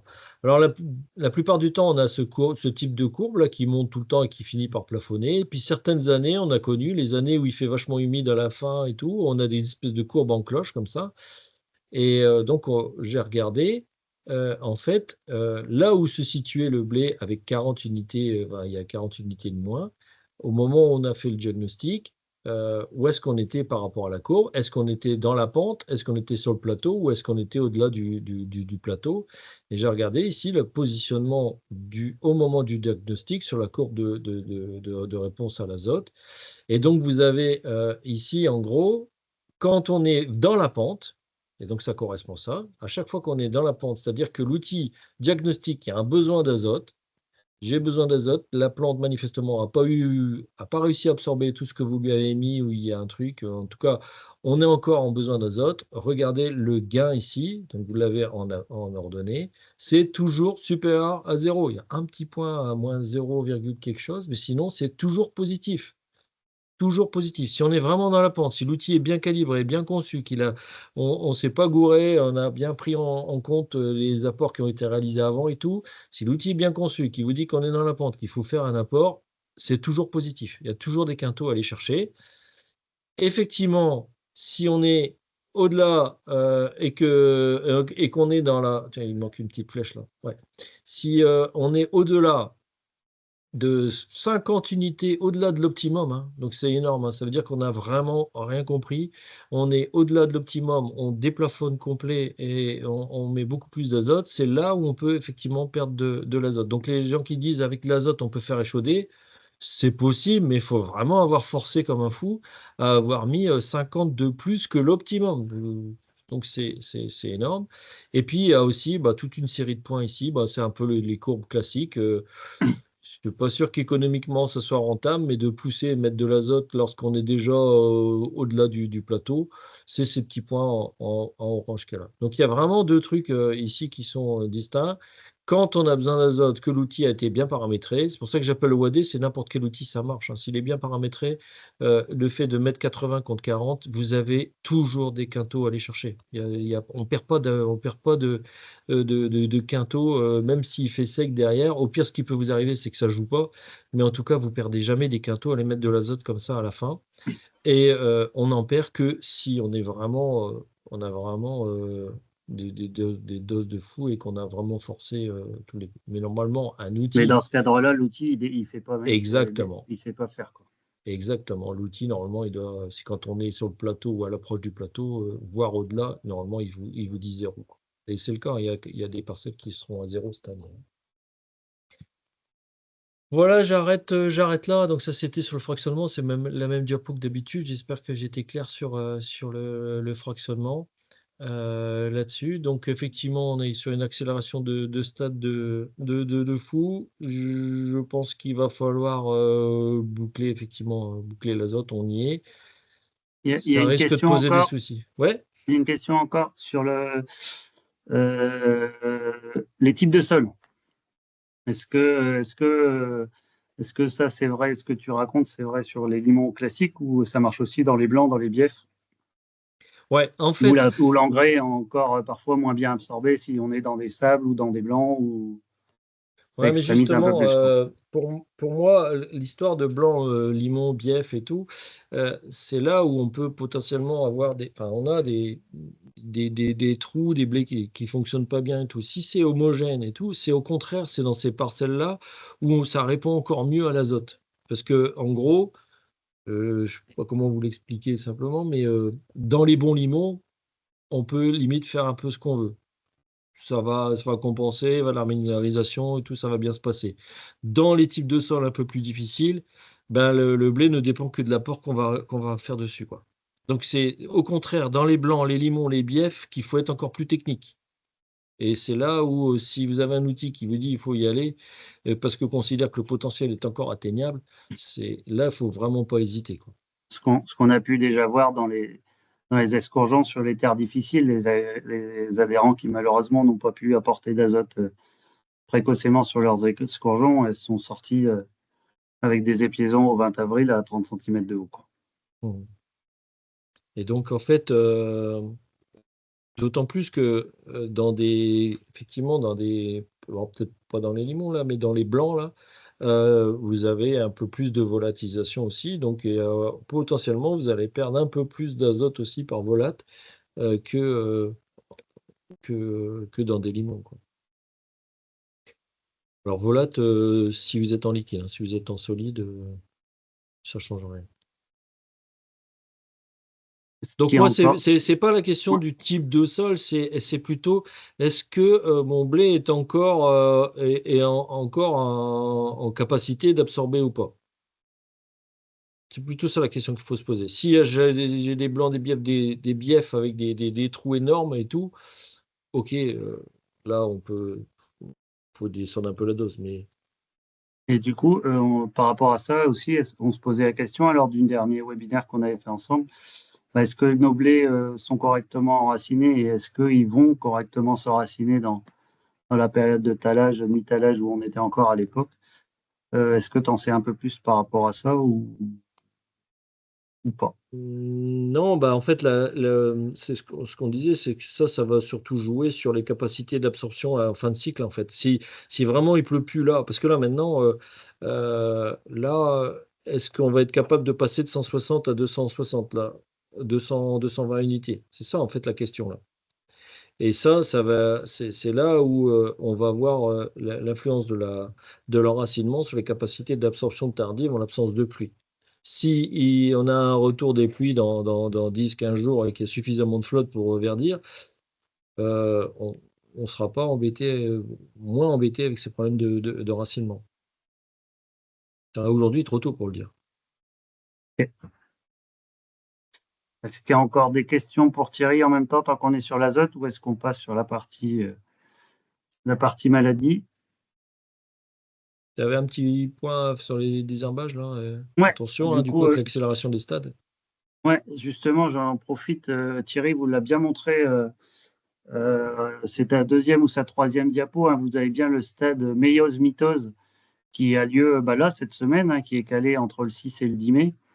Et c'est là où le grain se féconde. Et globalement, c'est un stade très sensible. Thierry parlait du risque de gel ponctuel qui devrait a priori être limité du fait de la compensation entre guillemets par une très bonne luminosité. Moi, je tenais à attirer votre attention sur 2 points, hein, les applications d'hormones ou même de sulfonylurée, hein, d'antidicotes spécifiques. Hein, on pense au Chardex, au Biplay, au Provalia, etc. Les produits qu'on utilise comme ça pour finir des chardons qui sont, d'ailleurs, il y en a beaucoup, beaucoup cette année. Les appliquer à ce stade comme ça peut avoir des conséquences malheureuses également sur le blé, au même titre qu'un gel, hein, ça peut avoir les mêmes conséquences, allant des pertes de quelques quintaux jusqu'à 10-15 quintaux. Donc attention, il vaut mieux malheureusement laisser quelques chardons dans votre champ et puis tant pis, hein, parce que de toute façon, il n'y a plus rien d'homologué après ce stade, plutôt que de risquer, comme Thierry l'a dit, hein, ça ne dure pas longtemps, hein, ça dure 24 heures ou 12 heures, mais c'est prendre le risque que ça soit néfaste pour le rendement. Et il n'est pas rare, hein, dans nos essais, quand on fait des essais avec des témoins non traités, où du coup l'agriculteur, en même temps qu'il ne fait pas son T2, du coup il fait pas son Chardex, et puis on a parfois sur certaines variétés ou certains cas, un écart traité non traité à la faveur du non traité rien que par ces applications-là. Voilà. Tu peux passer. Donc, sur la partie maladie, voilà, vous avez été nombreux, hein, à souscrire aux offres de pilotage des intrants. Donc, dans le pilotage des intrants, on vient d'aborder la partie azote nutrition qui est très importante. On va compléter, hein, par la partie gestion des maladies, toujours dans cet objectif, hein, d'optimiser nos cultures dans le contexte de l'année. Se dire que vous êtes quasiment 900 adhérents et c'est quasiment 50 000 hectares, c'est plus de 50 000 hectares qui sont couverts à la coopérative en blé et en orge. Vous vous rappelez les essais de l'an dernier sur le positionnement justement du fongier de la dernière feuille. Sarah reviendra à la fin sur l'outil Xarvio, comment le prendre en main. Moi, je voulais vous repositionner sur le contexte de l'année. Il faut savoir que même avec Thierry à l'époque, hein, on travaillait Atlas il y a déjà 15 ans. Aujourd'hui, au travers de l'outil Xarvio, c'est toujours le modèle Septolis qui a été amélioré d'année en année. On voit que le positionnement du fongicide de la dernière feuille, optimisé, il nous permet d'aller chercher des quintaux en plus. Donc vous voyez l'an dernier, hein, typiquement, année pluvieuse, au 23 avril, il dit attention, on va arriver bientôt sur de la dernière feuille. N'attendez plus, il faut traiter, et il avait déclenché dans les essais au 30 avril. Tu peux passer. Donc la date optimum, c'était bien celle-ci, donc il avait plu énormément avant. On avait un traitement qui a été réalisé le 29 avril, hein, en comparaison un le 7 mai, puis un traitement un peu plus tardif, où là, il avait beaucoup replu entre deux. Voilà, tu peux repasser. Et du coup, on pèse les rendements. Hein. Et tous les ans, hein, on confirme, on fait tous les ans cet essai à la coopérative. Je pense qu'on a 10 années où on le met dans nos essais, à savoir on attaque entre guillemets 8 jours avant l'optimum et on traite tous les 8 jours. Puis après, on fait tourner l'outil, puis on voit ce qui se passe. Donc, vous voyez que l'optimum l'an dernier était bien entre DFP et DFE. Et puis, ce qui se passe dans la vraie vie, hein, puisque vous voyez qu'entre le 7 mai et le 5 juin, il y a pas eu, il manque une date d'application. C'est pas que j'ai voulu vous la cacher, c'est bien que les conditions d'agriculteurs de l'année, il a plu tous les jours. Et donc, on n'a pas pu le réaliser, ce traitement. Et du coup, on s'est retrouvé tardivement, hein, et du coup, on a perdu 8-10 quintaux. Donc, c'était exceptionnel l'an dernier. En moyenne, tous les ans, on va chercher le fait de bien positionner le fongi de la dernière feuille, on va chercher 2, 3, 4, 5 quintaux. Là, 8 quintaux, c'est exceptionnel dans le contexte de l'année 2024, mais il faut plutôt avoir en tête 2 à 4 quintaux. Et on se retrouve sur une année 2025 qui va plutôt ressembler à 2022. Donc, je vous disais, hein, les variétés qu'on a à la gamme. Donc, aujourd'hui, avec les prévisions de stade, Thierry est revenu là-dessus, hein, en disant voilà, on est à DFE aujourd'hui, voire DFE+, avec des prévisions de floraison centrées probablement aux alentours du 25 mai. Probablement que l'outil au travers et avec les recalages d'Arvalis, on va peut-être l'anticiper de quelques jours. Et je ne sais pas ce que vous en pensez, hein, mais dites-nous, hein, mais moi je pense que du coup, vu l'accélération qu'on a connue là, on va devoir peut-être quelques jours avant. Donc soyez pas surpris que ça accélère un petit peu les prochains bulletins, quoi. Voilà, les bulletins, il faut se recaler, n'hésitez pas, hein, parce que moi je suis assez d'accord. Je pense que floraison centrée dans le Nord-Pas-de-Calais au 25 mai, quand on voit qu'on est que le 6 mai, ça veut dire dans 20 jours, ça semble probablement quelques jours un peu tard. Et puis vous avez en dessous les 5 plus grandes variétés vendues de la coopérative. Vous les avez ici, hein, en termes de surface. Donc vous avez votre Chevignon qui reste la première variété, avec un besoin complémentaire, hein, j'en profite comme ça sur la partie azote. Hein, lui, la mise en réserve, elle est de 60. Un Eruptium, qui est la deuxième variété aujourd'hui vendue à la coopérative, qui lui n'a pas de ce besoin complémentaire. Un Extase, qui lui a un besoin complémentaire. Un Pondor, qui en a un également, et un Audace, qui n'en a pas. C'est un peu le reflet. Et c'est pareil sur l'ensemble des variétés. Globalement, il y a 3 variétés sur 5 où il faut mettre plutôt en réserve un peu plus. Tu peux passer. Et du coup, ça nous donne une date de prévision de premier traitement entre le 12 et le 15 mai, hein, donc fin de semaine, début de lot, pour positionner à l'optimum la dernière feuille. Et on est vraiment sur une stade de prévision de traitement entre DFE et gonflement. Pourquoi ? Nous savons très bien que depuis qu'on a perdu l'époxyconazole il y a maintenant quelques années, on n'a plus trop de produits systémiques. Et aujourd'hui, plus on positionne de produits sur un maximum de feuilles étalées, plus on va chercher de rendement, enfin plus on va chercher de protection. Maintenant, il faut éviter de le protéger trop tardivement par rapport aux contaminations de septoriose. On est sur une année où globalement la pression septorieuse, vous l'avez en dessous, elle est au vert, hein, elle n'est pas très élevée. Pour autant que ce soit en 2022, en 2020 ou en 2011, on a quand même eu 6-7 quintaux de nuisibilité, même si c'était vert bouteille de la tête aux pieds. Et les 6-7 quintaux sont largement rentabilisés par ce fameux fongicide de la dernière feuille étalée. Après, se posera la question du T3. Là, il faudra se poser la question, est-ce que... Attends, avant de passer, Thierry. Se posera la question du T3, à savoir si on va vivre 2020 avec, du coup, pas de pression fin de cycle, ou si on va vivre 2007 avec une grosse pression fin de cycle. Ça, on en reparlera dans 10-15 jours. Mais aujourd'hui, vous voyez, on est bien sur de la DFE gonflement.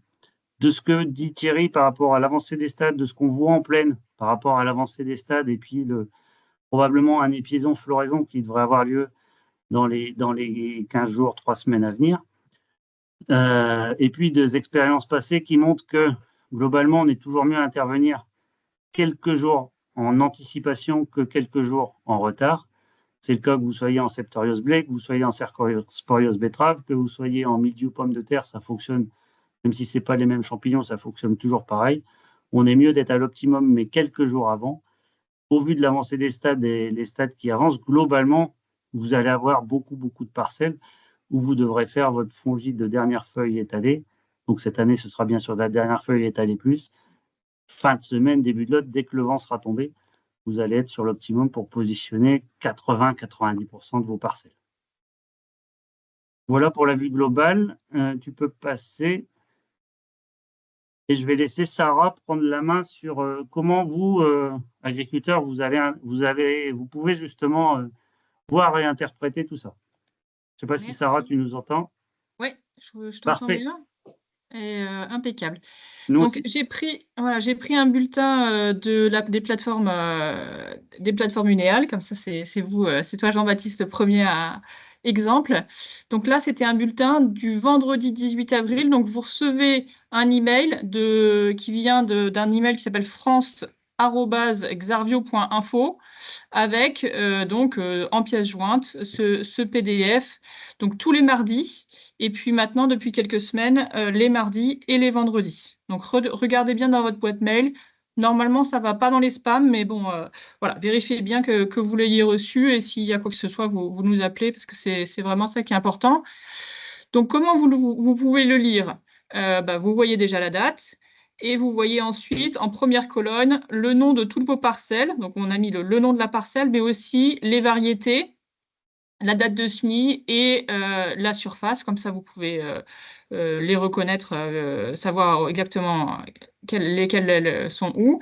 Et c'est regroupé par code postal. Donc là, vous voyez, il y avait d'abord Ménil, puis les 3 derrière sur la liste, ou les 4 derrière sur la liste, puis Bapaume, etc., etc. Donc si vous avez un parcellaire morcelé, normalement, c'est aussi groupé par groupe de parcelles. Et après, vous avez en deuxième colonne l'action dans les prochains jours. Donc là, le 18 avril, en gros, il fallait attendre. Et vous avez le détail, le pourquoi on vous dit ça.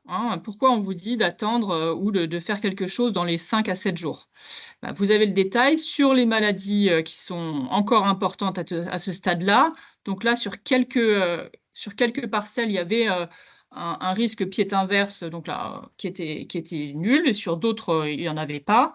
Et puis, vous voyez quand même la rouille jaune, la rouille brune et la septo qui sont importantes là en milieu de cycle et puis qui peuvent arriver jusqu'en fin de cycle, mais il n'y a pas encore la fusariose.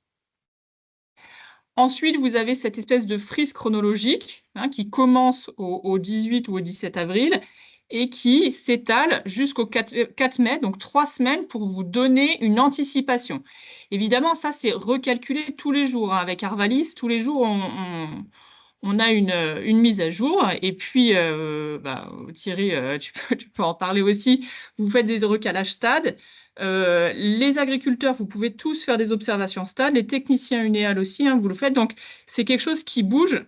Et d'un mardi à un vendredi ou d'une semaine à l'autre, ça bougera. Et enfin, la dernière application. Donc là, pour le coup, il n'y avait rien.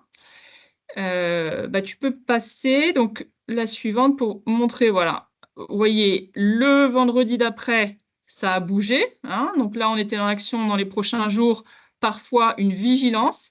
Et notamment, vous voyez qu'il y a eu une colonne supplémentaire, l'oïdium, qui n'est pas une maladie qui est modélisée par Arvalis, mais qui est une maladie où on peut la faire apparaître quand il y a des observations. Et vous voyez qu'il y a une petite, en dessous de la petite pastille, il y a marqué réseau, puisque c'est des observations de techniciens. La plupart du temps, c'est Unéal qui a fait ces observations. Et sinon, ça peut être aussi vous, agriculteurs. Et il faut évidemment plusieurs observations pour qu'on puisse déclencher. Et ça concerne la variété. Donc là, vous voyez une vigilance sur des variétés type chevignon, mais par contre, quelque chose de vert sur Extase ou Audace ou Celebrity.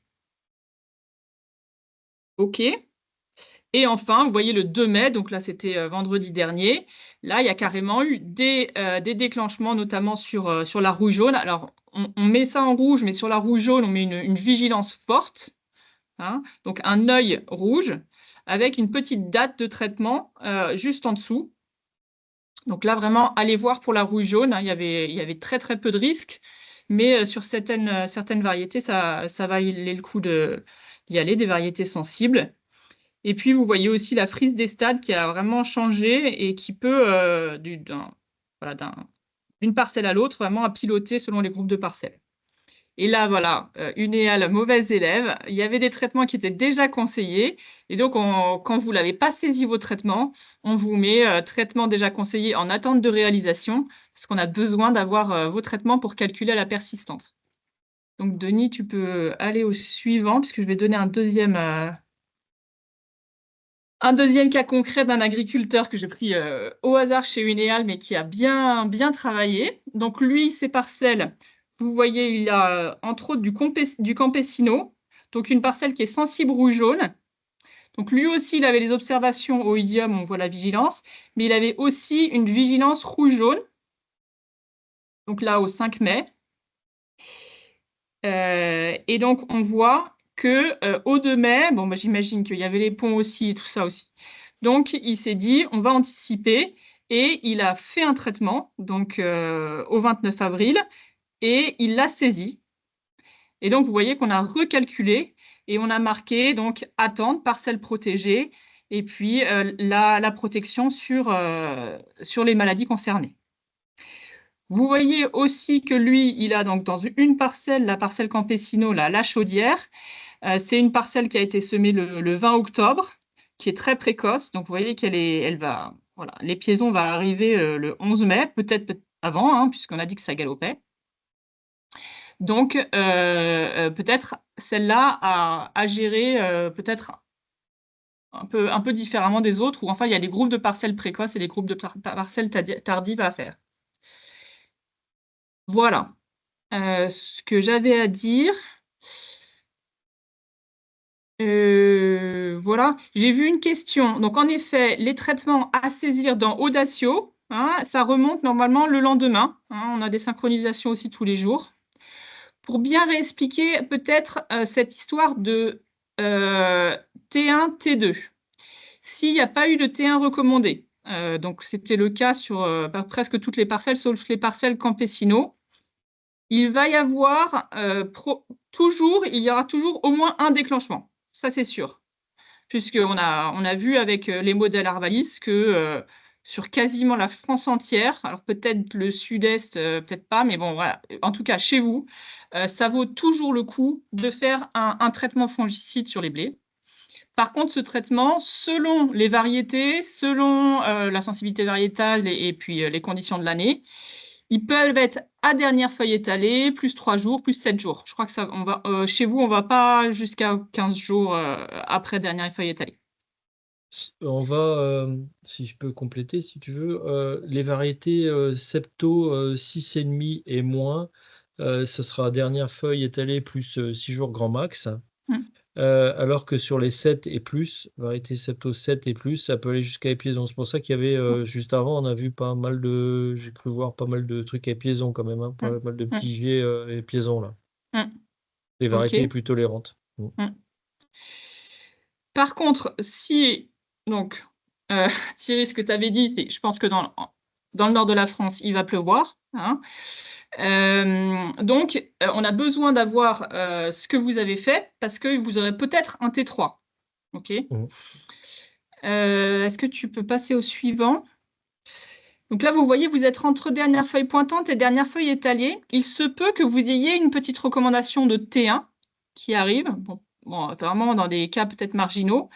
Et là, bien regarder quand vous traitez ce que dit Xarvio, parce qu'il se peut que le stade où vous traitez, on prenne ça pour un stade dernière feuille pointante ou pas. Donc là, peut-être à regarder, parce que si on considère ça comme un T1, bah, dans ces cas-là, on vous dira de retraiter. Et là, si vous avez sorti la grosse artillerie et que vous, bah, on vous dira, bah, là, il faut quand même protéger la dernière feuille. Hein. Vous voyez le petit graphique, 45% du rendement est fait par cette dernière feuille, cette F1. Donc l'objectif de ce raisonnement, c'est vraiment d'être sûr que toutes les dernières feuilles sont bien dépliées pour les protéger avant intervention.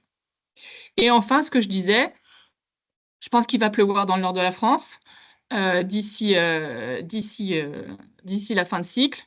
Et il se peut que vous ayez des T3 parce que vous arrivez en fin de persistance, parce que peut-être que ça va finalement mettre du temps à mûrir, hein. C'est arrivé il y a 2 ou 3 ans.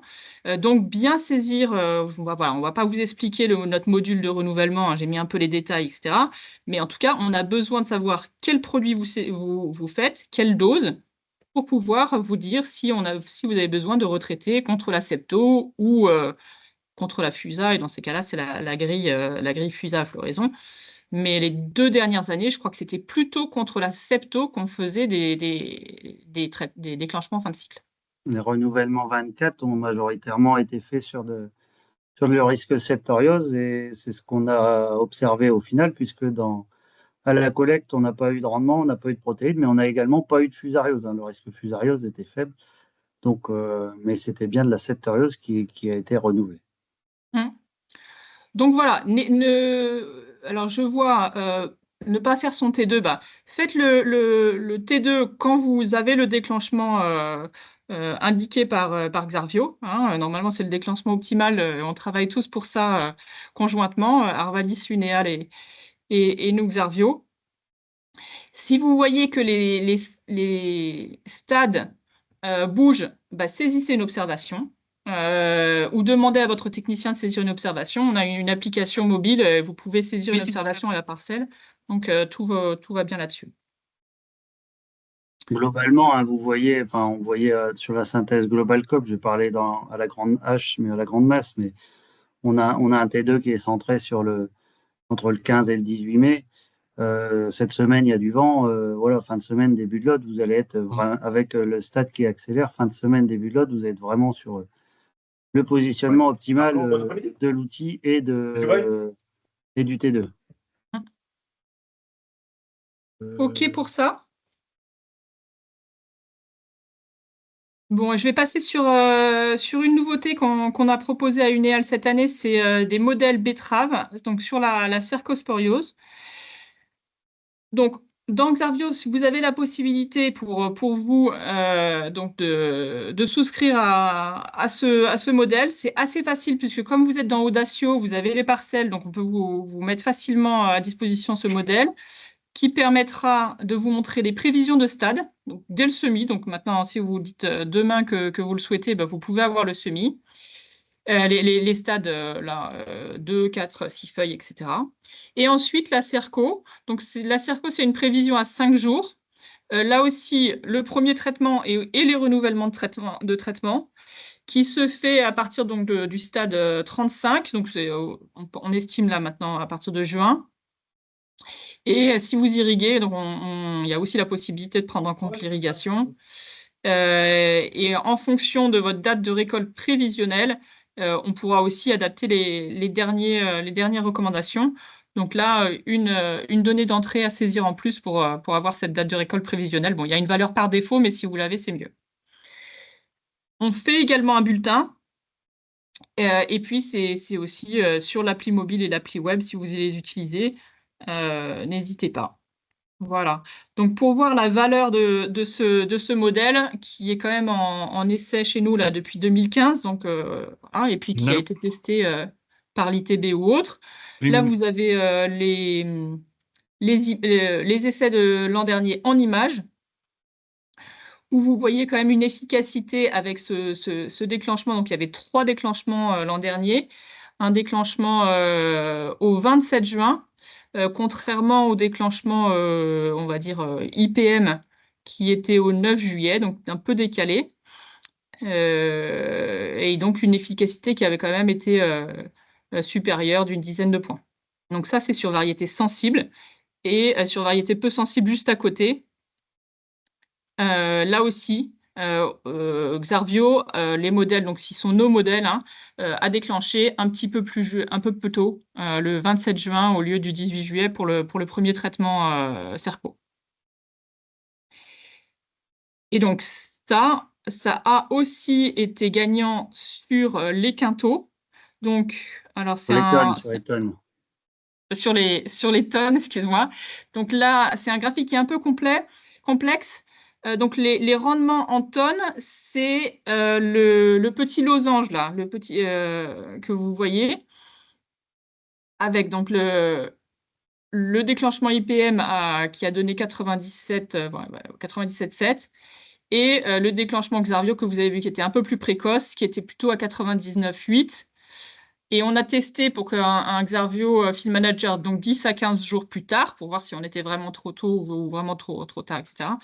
Et là, vous voyez aussi une baisse de rendement, donc équivalent à l'IPM. Ça, pareil, sur variété sensible et sur variété peu sensible. Donc voilà, l'an dernier, ça a été gagnant de déclencher un petit peu plus tôt, en tout cas sur nos essais qu'on a fait. Enfin, vous voyez, c'est nos essais, mais qu'on fait en partenariat avec les sucreries et puis aussi avec l'ITB. Donc, on est assez confiant pour vous proposer ça, puisque c'est quelque chose de rentable. Le tarif pour ceux qui ont le pack pilotage des entrants, c'est 100 € pour toute l'exploitation. Donc voilà, vous voyez au prix de la tonne que vous propose la sucrerie, est-ce que c'est rentable? Mais il y a aussi le gain de sérénité en général dans les périodes. En gros, dès que vous avez 3 hectares de betteraves, vous rentabilisez votre outil. C'est quelque chose qu'on travaille, hein, qu'on a travaillé aussi nous à la coopérative. On a eu l'outil en test depuis 3 ans. C'est quelque chose que je vous ai montré aux techniciens qui sont présents. Là, je vous l'ai montré, hein, les résultats d'essai au lancement protection santé des plantes du mois de novembre. Par contre, on n'avait pas encore cette compilation avec les rendements, puisque il faut attendre les rendements, les richesses, et ça tarde un peu. Et on voit qu'on a gagné 1 à 2 tonnes en plus. Hein, c'est aussi ce qui ressort des enquêtes ITB, hein, ou Tereos. Globalement, quand on a bien positionné, on va chercher quelques tonnes en plus, au-delà d'utiliser les bons produits, hein, mais cet aspect positionnement, comme je vous disais, hein, comme ça fonctionne exactement comme la septoriose ou comme le mildiou de la pomme de terre, le fait de bien positionner nos produits, on va chercher du rendement en plus. On est malheureusement sur un cycle où les évolutions de produits et les nouveautés phytosanitaires ne sont pas légion, et on doit s'adapter et utiliser au mieux celles qui nous restent. Et donc, avoir comme ça des outils qui nous aident à bien les positionner, ça nous permet de garder de la compétitivité et d'optimiser ce qui nous reste. Du coup, c'est la dernière diapo. Sarah, je ne sais pas si tu avais encore quelque chose à ajouter. C'est parfait. Et puis en plus, il est 4h02. Donc on avait répété depuis 3 jours la présentation. C'est parfait. Il est 4h02 pour un créneau. On s'était donné 1h30. J'en profite pour remercier Thierry pour ses explications physio et techniques, qui sont toujours intéressantes et importantes. Hein. Remercier également Sarah. M'excuser à nouveau pour le petit quiproquo pour les adhérents qui sont connectés il y a 8 jours. Vous remercier, vous adhérents, pour votre participation. Vous rappelez, j'aurais dû le faire en introduction, que cette visio et ce webinaire est entièrement enregistré et sera disponible sur le site Unéal pour une vision complète ou pour les adhérents qui n'auraient pas pu se connecter. Et puis, vous l'aurez compris, hein, l'année est à nouveau probablement très technique pour diverses raisons. L'an dernier, c'était la septoriose qui emmenait tout, et la technicité, c'était essentiellement la protection fongicide. On voit que cette année, c'est bien plus diversifié. On a parlé de pilotage, de fertilisation, de date de semis, de désherbage, de positionnement des fongicides. On vous propose de venir tous voir tout ce qu'on travaille au sein de la coopérative les 18 et 19 juin au Technidé. Hein, cette année, ce sera à côté d'Arras, donc sur le site de Neuville-Saint-Vaast, sur un format un peu plus original, où on change, c'est 2 jours. Donc le 18 et 19 juin, Xarvio sera présent, hein, pour cet aspect justement positionnement de l'outil. Unéal et ses partenaires seront présents. Nombreux. On vous attend tous nombreux le 18 et 19 juin. Et puis, je vous remercie pour votre participation. Je ne sais pas s'il y a encore une question ou deux, sinon on va pouvoir conclure.